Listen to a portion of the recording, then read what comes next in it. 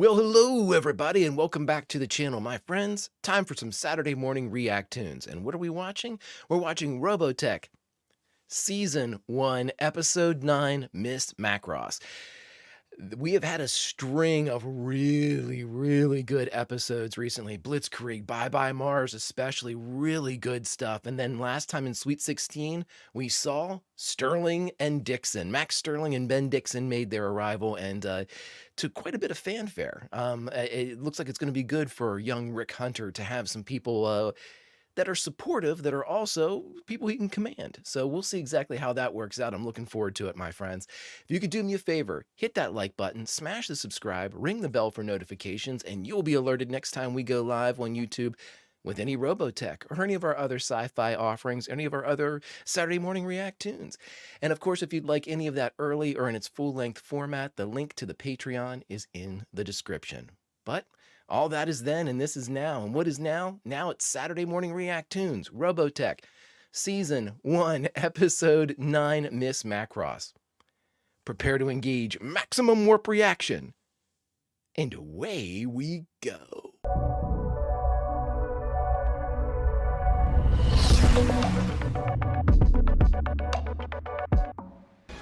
So good the last couple episodes. So effing good. Really, you know what? I think Bye Bye Mars had some of the best characterization in a cartoon. That is, again, I know that this was written for an older audience over in Japan, but again, this is targeted, and the VO and everything is for, is for the, the youth of North America for which it was designed. And so it blows my mind, some of the themes that they're putting into these. And Bye Bye Mars, I think, was the biggest one where we got to saw Lisa's regret and loss of Carl, her willingness to sacrifice herself to save the SDF-1 by blowing up the reflex reactor, and 2, her willingness to die there because she couldn't be with Carl. Oh, and that where she sat down at the chair, I finally made it. Oh, heartbreaking. Great shit, though. Really good stuff. Uh-oh. I hear pageant music. Now, see, that looks really cool with like the broken layers and stuff. My mind can't keep track of anything lately. Yeah, you're busy, Rick. Look at that. There's a sky out there. You didn't know about it? Robotech Research made it. Oh, that's crazy. Sunset every day will at least help everyone keep track of time. Well, that's awesome. Hey, Max. What's up, Ben? Did you hear about Min-May being in that Miss Macross beauty pageant? Say what? Say what? Broadcasting system is proud to Oh my God, they got a TV station up and running? 28 of the most beautiful young ladies have been selected to 28? who will be crowned Queen of Macross. Really? Min-May's entered a beauty pageant? Yeah, and believe it or not, Lieutenant Hunter said our squadron wouldn't have to come to work Saturday night, so I'm going. You mean it? Yeah, he said he wanted a big turnout to cheer for Min-May. Maybe he's just in love or something. Why is Max all of a sudden like a dude? Maybe he's in love or something. I like Max last episode. He was kind of, I don't know, not arrogant. I don't think he is. I'm just saying. I hope they don't go that route. 28 beautiful young ladies have been selected to compete from nearly 4. Oh, we're getting the commercial again. Don't tell me you're jealous. Oh, yeah, there's I guess Roy. I'm acting kind of stupid, aren't I? By the way, that's the first bit of self-realization for Rick. I guess I'm acting kind of stupid, huh? Let's have more of that. It makes me like Rick a lot. Broadcast from SDF-1. Oh, are you able to tune it in? Pre-tie and Exodor gonna watch it. 28 The audio's coming in and out. That's cool. Tell me what he's saying. Don't know. Reception's too poor to translate. I suggest we send a reconnaissance patrol there. Yes. This is hilarious. They're not sure what it is. 24 to 36. Oh, is this a 3 Zentradi craft? I can't say 3-person craft. Our orders are as follows. Intercept the information being broadcast by the enemy. Codename Blue Wind. Does he say Blue Wind? Codename Blue Wind. I think that's what he said. By the way, I don't know if I've mentioned this. I watch these without the subtitles because I inevitably read ahead and ruin story or like scene beats for myself. I have just received word that the big extravaganza that you all have been waiting for so patiently Will not happen. Get fucked. We're keeping your money. It's like a Madonna concert. MBS is proud to present the Miss Macross Beauty Contest. I am impressed. Look at the camera operators look like special ops. I am digging this way too much. I really shouldn't. This would be a great time to introduce new characters too. Also, I would absolutely love it if somebody from the bridge crew was in this. Give me like a Kim or a Sammy, right? Only one will be crowned Miss Macross and receive this incredible prize. What's the prize? The latest thing in sports mecha, the fan lighter. I have questions. Isn't it gorgeous? And they made it right here in Macross. Okay, well they just explained one of them. Judge number 1 is the captain of the Robotech Space Force, Captain Global? Henry Global. They got Global. I don't think I ever realized how handsome the captain really is. You can say that again. Global's a good-looking guy. Test. Afraid of the competition? I love those bars they have right by their backsides where they can lean back on them. That's a really cool little thing they put in. It's the Vermilion Group, headed by Lieutenant Rick Hunter. Oh, Rick's not in Skull anymore? What do you mean? Hasn't arrived. Oh, shit! Rick, were you, like, supposed to be on duty? This is gonna go real bad for you, buddy. I thought he said they didn't have... There's no way that could have been a screw-up there. What am I saying? It's absolutely what happened. Miss Blackstone is a 24-year-old college student, and she just loves to bake apple pie. Well, okay. I mean, what 24-year-old college student doesn't like to do apple pie? It's Jan Morris, a real movie star in person. Jan Morris? What you stopped us is hardly Hollywood. So why are you bothering with it in that case? It's my job. It goes with the territory. It's fame. She's addicted.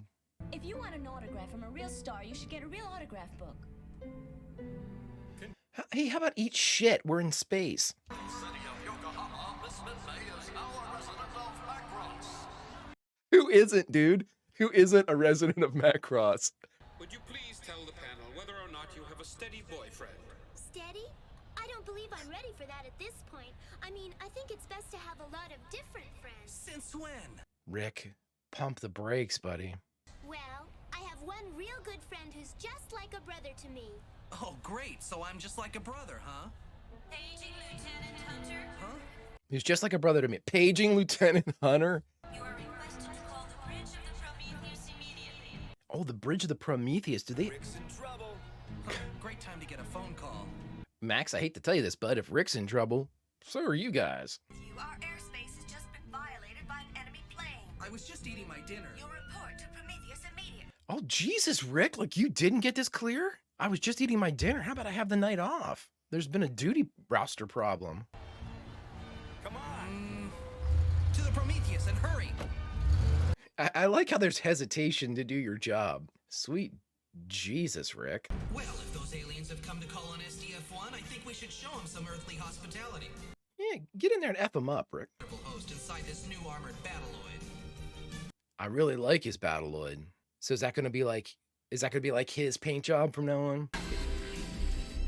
It's similar to Roy's, but it's where Roy's is like black and white. His is got like gray on it too, or like lavender? What is that? Lieutenant Hunter, the new armored battleoids are not to be used unless you're on special assignment. Well, you're fucking up left and right here, Rick. Well, Commander, what are the enemy's new coordinates? The enemy's coordinates are 54579ers. What was that? My God, Rick. Okay, so I wonder if this can even convert. Because it looks like it's got extra armor and... Fast food in town. Now back to the Miss Macross contest. Rick, you've got to be shitting me, bud. The swimwear competition. All of the young ladies will be judged not only by the... Switch to Channel D. This is hilarious. Yes, I'm getting a clear signal. I've just started to record. Good. Bring up the visuals on screen. What? I'm looking forward to this. Why, there's this man standing there talking to this woman. They're actually standing there together. Oh, is that something like with the Zentradi? Do they... We seem to be picking up some interference. Where? Even switching to laser induction doesn't seem to help. I wonder what's wrong. He's watching Miss Macross because he has no concept of...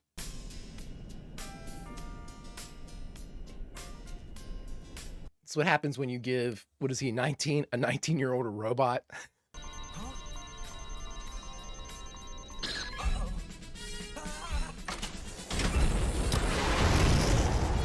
That's your own fault, Rick. I love that. This drum music. Lord, Rick, you got yourself into this, bud. Oh, come on, Rick, show him your stuff. Yeah, I mean, show him something, Rick. Why are people cheering the fact that Min-Mei just dropped to her knees? This is really weird. They can't take their eyes off of it. I love it. Why would they give her such skimpy armor that can only protect such a small portion of her body? I believe it's a formal uniform. I believe it's a formal uniform. How many are there? Just the same one we fired on before. What? You mean he's still alive? I like how they were just like immediately back to the broadcast. Hilarious. Here comes the special ops photographers. What? Where's Global? I thought he was part of the judges. Oh, I would love to dance for you. But first, I'm afraid you'll have to stop standing on my dress. Well, Min-Mei, I'm not sure how you're supposed to beat a full-blown movie star like Jan Morris. Rick, multitasking. You're making sure to record all of this, aren't you? Of course, for posterity. Posterity. Absolutely.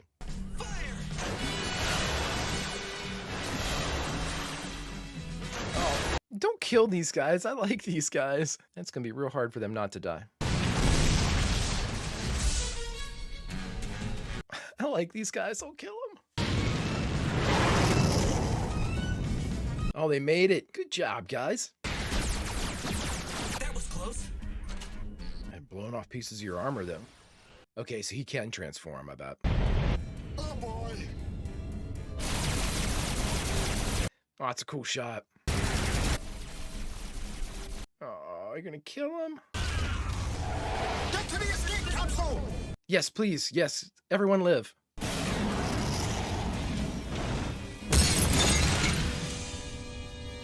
Oh, that is dope.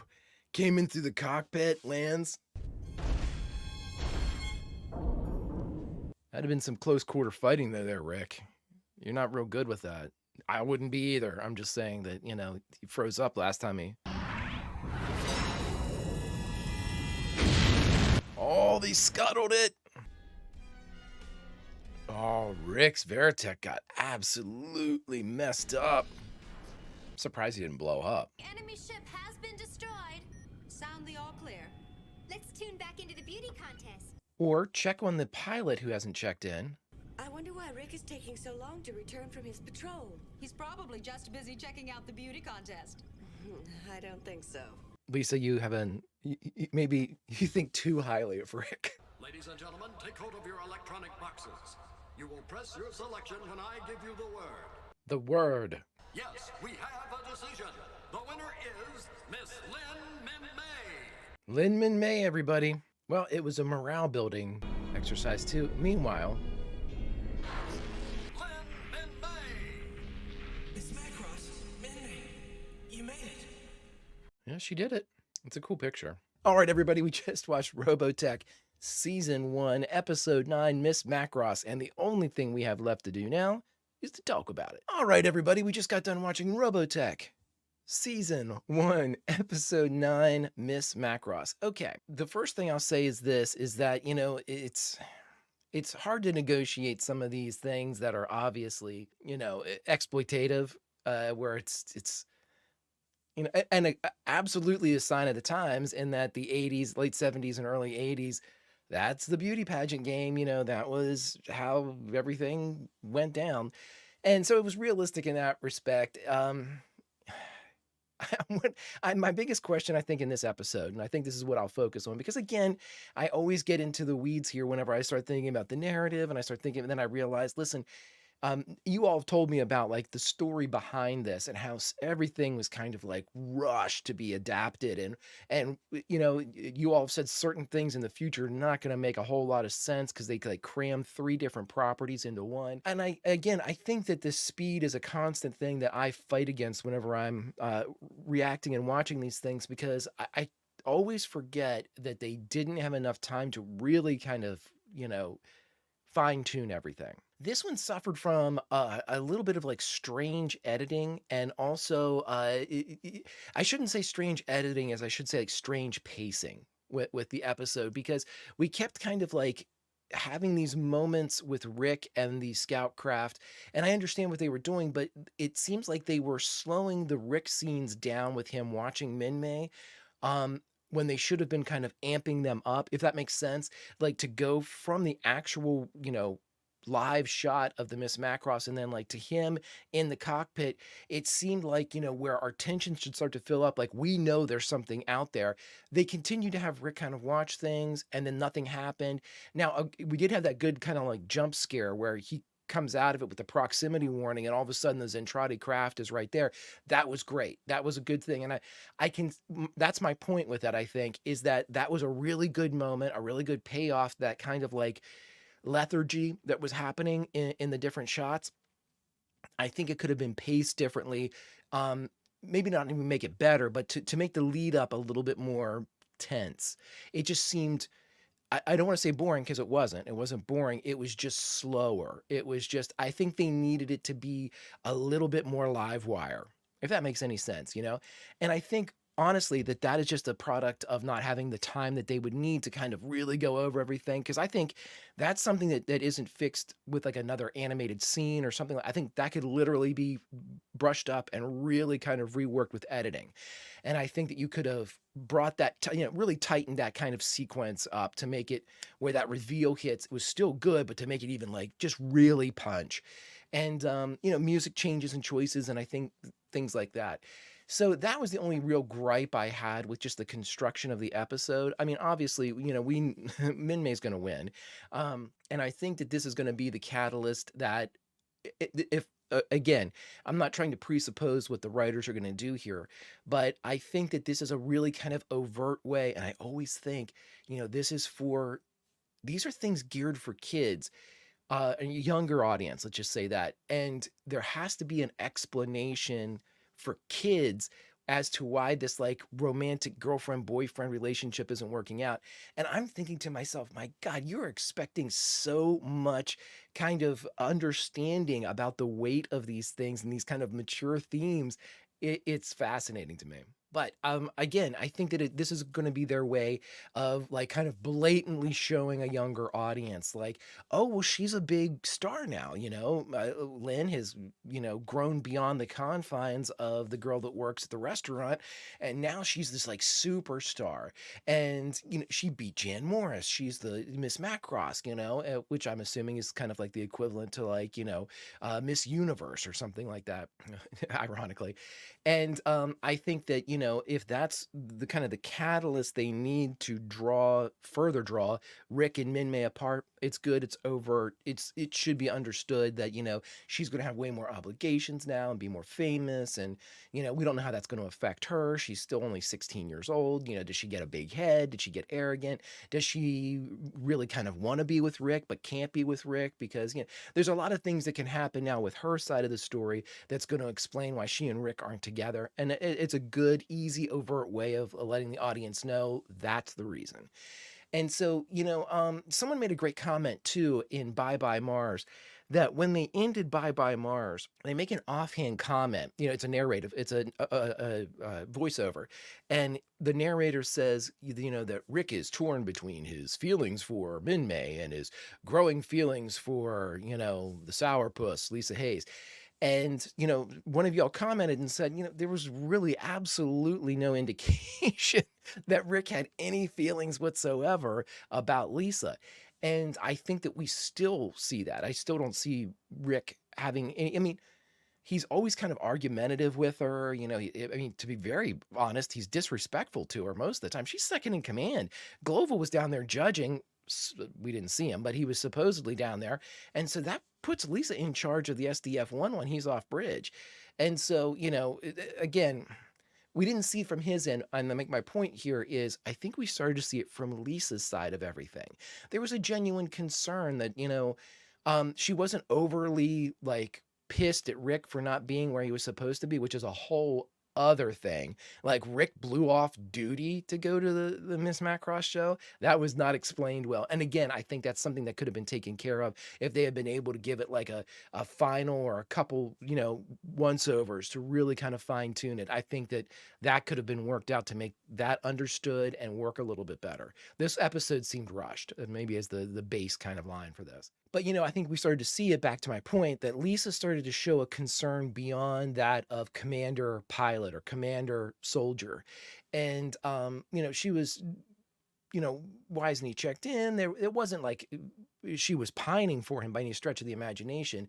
But, she offered some support. He can take care of him. Yes, he can, because she's seen firsthand that Rick is a very capable pilot. Rick's just not a very capable person at this point. He's young, he's immature, he's making mistakes that kind of cringe whenever you think about, dude, you really should be doing this and that. Taking into consideration his age, the fact that he was recently promoted, I can excuse a lot of this stuff because, again, it's a cartoon. And my point I've made this a couple times, I'll make it again. Rick is the bridge between the younger crowd, and I'm talking like, like maybe not even 10 years old yet, 10 to 12 to 13. That crowd needs to have somebody that they can look to and say, oh, they're sort of like me. They're sort of my age. So far, Rick's that person. Rick is that younger, kind of acts younger than what he really is. And you all have told me he's like 18, 19, but he acts younger than that. He acts a little bit more immature. And I think that's the bridge. Even though he looks like an old kid, or an older kid, he still retains a lot of the things that I think a younger audience would relate to. Oh, that's how I'd react in that position. They don't, have an inner monologue telling them that. But at the same time, I think Rick is a very necessary representation. So there's some touchstone for, Roy's not going to do it. He's too old. There's just too many people that, while older, could conceivably be somebody that the kids like, or kids want to like maybe have the toy of. But if you want to put yourself into the actual story, Rick's your guy. And so, we're able to put Rick in there. A couple things from the Zentradi that I really liked. I'm so glad that the three guys that were in the scout ship or the recon ship did not get killed. I thought they were great. Provided us with a lot of insight into the Zentradi themselves. I think the thing that was the most profound, and I hope this wasn't a throwaway line or, maybe something that was meant to mean something else and I'm taking it the wrong way. I'm, mishearing or interpreting it. They looked at when the initial screen came up and you saw the announcer talking to one of the contestants. The males and the females are beside each other talking. That's interesting. So what's that mean for like your culture? Because to my knowledge, I don't think we've seen any female Zentradi. Have we?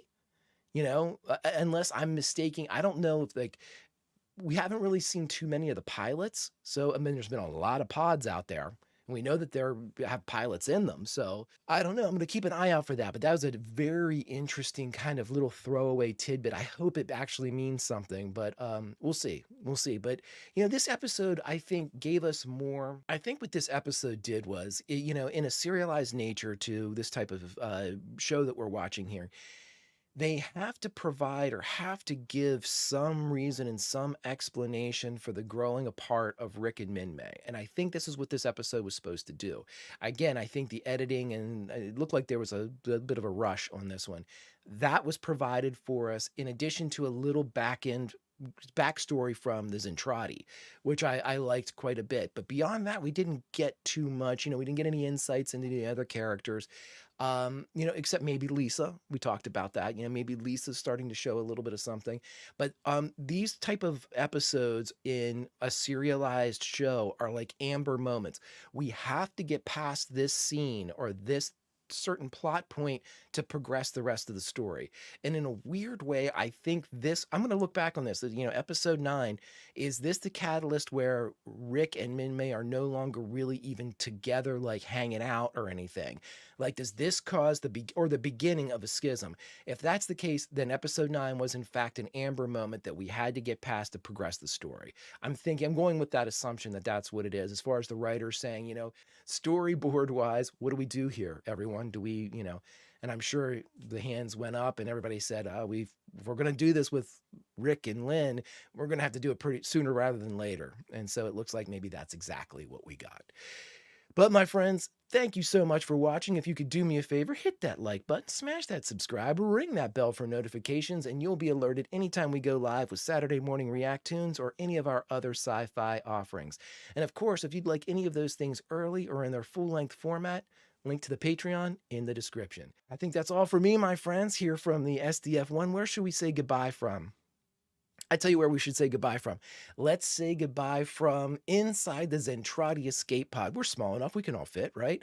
Inside the Zentradi escape pod, where my 3 new favorite Zentradi are trying to decipher or decrypt what did they just see in the Miss Macross pageant. What kind of armor do the Micronians have now? All right, my friends, until next time we meet, Vulcan roll.